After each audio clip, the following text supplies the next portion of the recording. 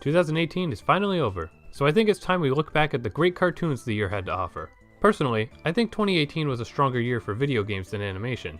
I mean, we got a new Kirby game, Smash Bros, and Undertale 2. But there was still an amazing amount of great cartoons. Some of these I mentioned on my channel already, and some of these I haven't, so I hope I could teach you about something great that you might have missed. Just one thing to mention, this list will include anime because it counts as a cartoon by my definition, and if I did only Western cartoons I wouldn't have enough for the video, so let's begin with some honorable mentions. Hotel Transylvania 3, which I haven't seen, but it's probably pretty great. Hina Matsuri, a hilarious anime that I haven't quite finished watching yet. Mirai, a wholesome and visually neat anime movie that I got to see, though it doesn't quite match up to everything else on this list, but it's still pretty darn great.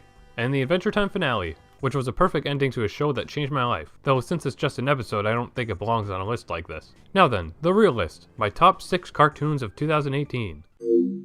After an incredibly long wait, Incredibles 2 actually happened, and it's pretty darn sweet. It's really imaginative, surprisingly relatable, and visually amazing. My main problem with it is how sorta complicated the story is. Like, there's a lot of different things about the universe you gotta keep in mind, which can be a bit distracting. I feel the original was much more straightforward and understandable, so I actually still prefer that one, but Incredibles 2 is still an amazing continuation.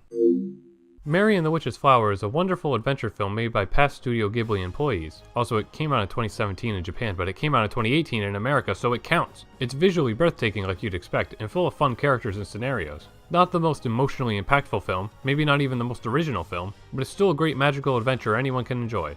It's available on Netflix, DVD, and digital purchase if you're interested. Zombieland Saga is a goofy anime series about a bunch of zombie girls who try to become pop idols.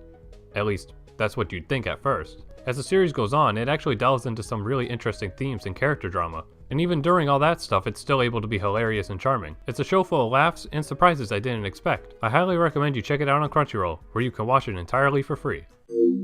MFKZ, or Mutafukaz, am I allowed to say that? MFKZ is a stylish sci-fi adventure film based on a French comic series, but animated by a Japanese studio. It mixes all sorts of genres and creates something that's pretty gritty looking and very unique. It's filled with some amazing action, hilarious moments, fun characters, and genuine drama. Some of it may be paced a little weird, and some character motivations may be a bit vague, but I'm sure it's just a result of them trying to fit a whole comic into one movie. My favorite thing about it is that it's an R-rated animated movie that's a genuine movie. It's not some parody like Sausage Party, it's a crazy sci-fi adventure brimming with personality and style. I highly recommend you check it out when it comes out on DVD and digital.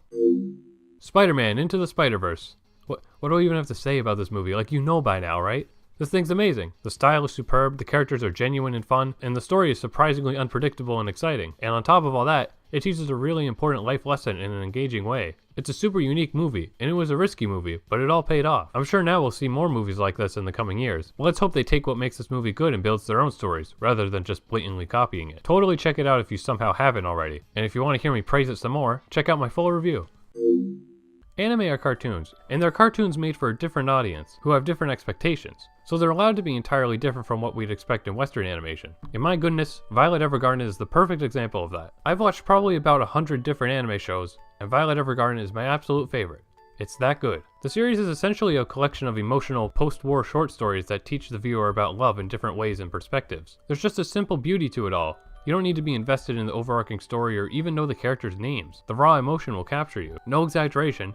Every episode made me cry, and no other anime has done that before. Other anime have iconic sad moments, but every episode of Violet Evergarden is a moment. It's like that anime music video for Shelter. It's just like a 5-minute little story that gets me every time, and each episode of Violet Evergarden is something like that. Something simple, yet beautiful and surprising. The series is available on Netflix, so if you're able to watch it and like this type of thing, you should check it out without hesitation. And there you have it, my personal favorite cartoons of 2018. Now I'm really excited to see what type of great stuff we'll see in 2019. Let me know what your favorite cartoons from 2018 are in the comments, and let me know what you're looking forward to this year too.